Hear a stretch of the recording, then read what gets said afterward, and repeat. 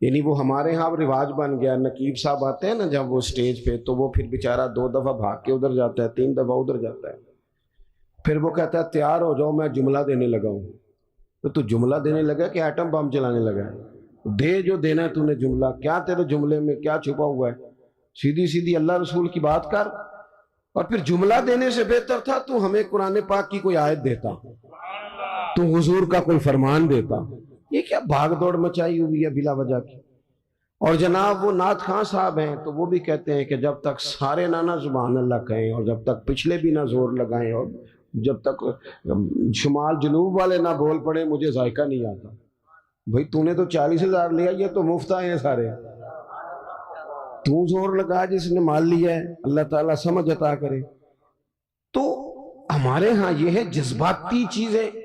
کاش ہمارا مزاج ہوتا کہ ہم ہر آنے والے سے کہتے ایک باب حضور کی سیرت کا بیان کرو، کوئی ایک پہلو پر ہمیں بتاؤ پورے میلاد شریف کے مہینے میں کہ ہمارے محبوب کا طریقہ کیا ہے۔ ہماری طبیعت ہوتی کہ ہر جمعے میں اگر ہم شوق پیدا کر لیں نا، جمعے میں وقت پہ جائیں، تو میری طرح کا نکمہ مولوی بھی ہو تو وہ تیاری کرنے لگ جائے گا، لیکن ہم جاتے ہی نہیں۔ ہم تو آخری 10 منٹ میں جائیں گے تو وہ بھی 10 منٹ کی تیاری کرے گا، پہلے دیواروں کو سنانا ہے اس نے۔ جب تک ہم حضور کی مکمل سیرت کو نہیں پڑھتے، سیرت عالیہ کا پورا مطالعہ نہیں کرتے، جئیں گے تو صحیح پر جینے میں مزہ نہیں آئے گا۔ جن لوگوں نے مکمل پڑھ لیا تھا نا، محبوب کو دیکھ لیا تھا، سمجھ لی تھی چیزیں، اپنی فہم میں اتار لی تھی، ان کو پھر لطف آیا، جینے کا بھی مزہ آیا اور دنیا سے جانے کا بھی مزہ آیا۔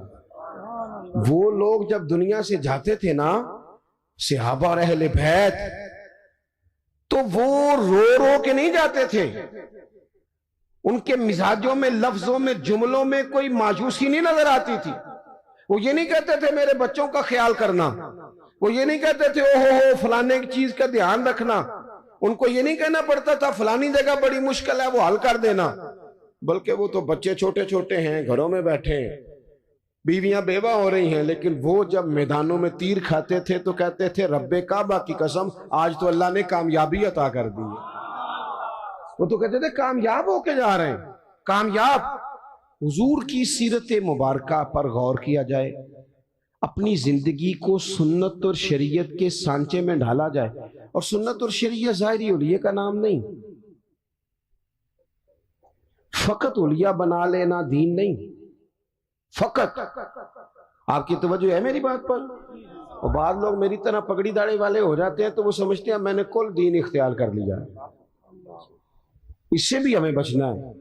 نبی پاک علیہ السلام کا جو سب سے پہلا تعارف ہے نا، وہ تو صادق اور امین ہونے کا ہے۔ تو دیکھا تو یہ جائے گا تو سچ کتنا بولتا ہے۔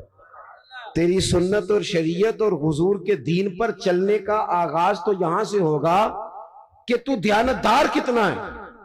تیرے ساتھ اگر کوئی مالی لین دین کرتا ہے تو تیرے اندر صفائی کتنی ہے۔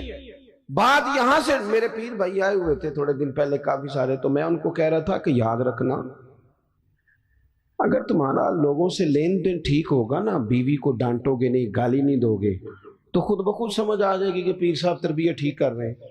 اور اگر میری کرامت ہی سناؤ گے نا گھر جا کے، اور کوئی پابندی نہیں، کوئی اخلاق کا پتہ نہیں، تو پھر وہ صاف صاف کہے گی اے دسے تینوں تیرے پیرا نے۔ یہ سبق دیتے ہیں استاد جی۔ پھر نری کرامتیں سنانے سے تھوڑے کوئی مطمئن ہوتا ہے۔ عزیز، صرف ظاہری حلیہ نہیں، سب سے زیادہ ضروری ہے زبان کی سچائی، مال میں صداقت، صفائی۔ آپ لین دین کے پورے، ہمارے ہاں لوگ کہتے ہیں فلانے چودھری صاحب نے بیٹی کو حصہ نہیں دیا، تو میں کہتا ہوں جس کی 5 مربع زمین ہے اس کی بیٹی کا بھی حصہ بنتا ہے، اور جس کا 5 مرلے کا گھر ہے نا، پوچھ لینا مفتی صاحب سے، حصہ تو اس کا بھی بنتا تھا، تو اس نے کیوں نہیں دیا؟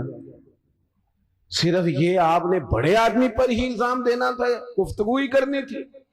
جب تک آپ اپنے معاملات میں پوری صفائی نہیں رکھتے، جب تک آپ دیانت کا مظاہرہ نہیں کرتے۔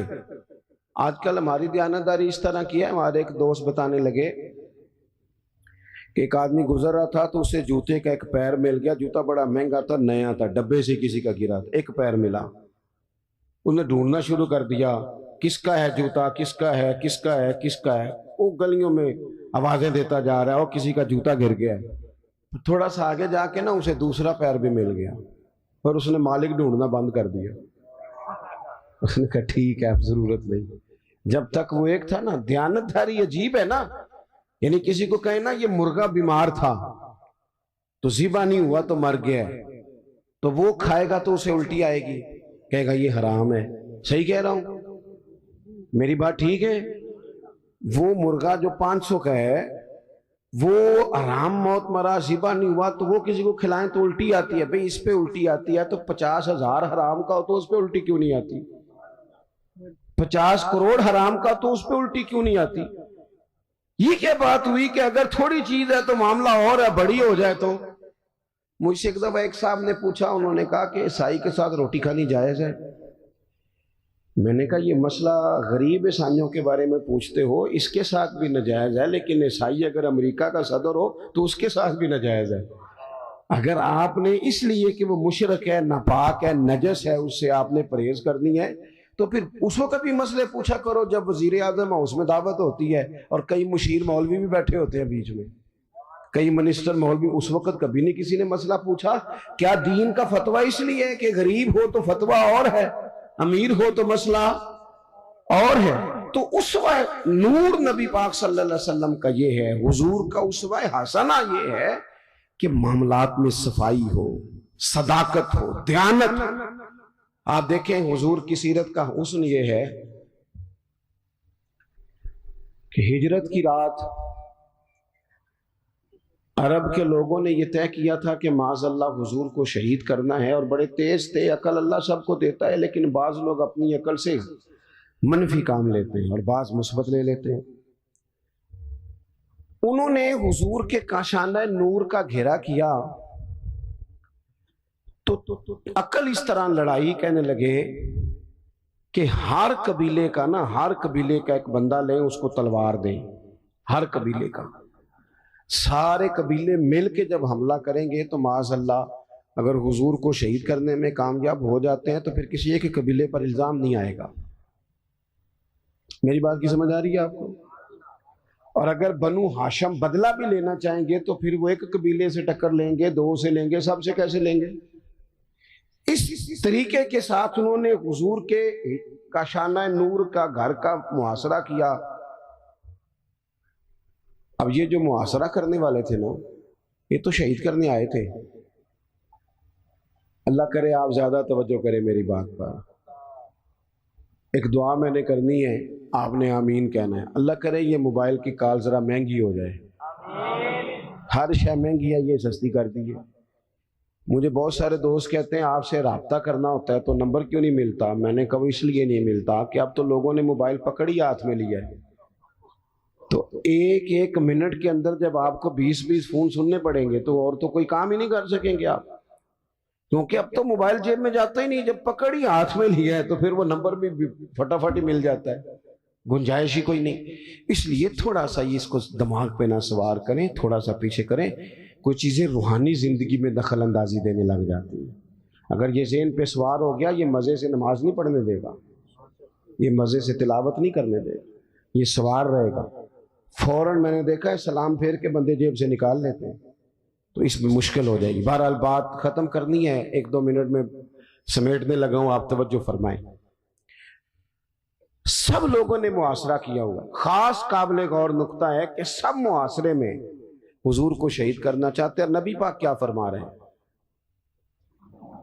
حضور فرما رہے ہیں علی یہ امانتیں لے لو، لوگوں کی امانتیں، صبح واپس کر کے نا امانتیں تو مدینے آ جانا۔ یہ جن امانتوں کا نبی پاک بندوبست کر رہے تھے نا، محققین نے لکھا ہے ان میں سے ڈھیر ساری امانتیں ان لوگوں کی بھی تھیں جو باہر تلوار لے کے کھڑے تھے، ان کی بھی امانتیں حضور کے گھر میں۔ مجھے بتاؤ کسی بندے، کوئی لوگ عمرے پہ جانے لگے تو لوگ کہتے ہیں پہلے میرے پیسے دے، کرائے کا مکان والا بندہ جانے لگے تو لوگ کہتے ہیں پائیا پہلا پیسے دے، تیرے سے پیسے لینے ہیں، تو کیسے جائے گا محلہ چھوڑ کے؟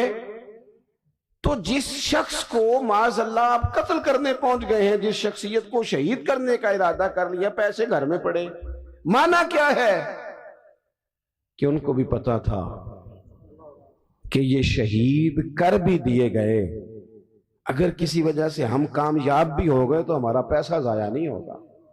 और हुजूर को भी देखें आप, ये हुजूर ने हमें सोचे दिए हैं उसवा हसना।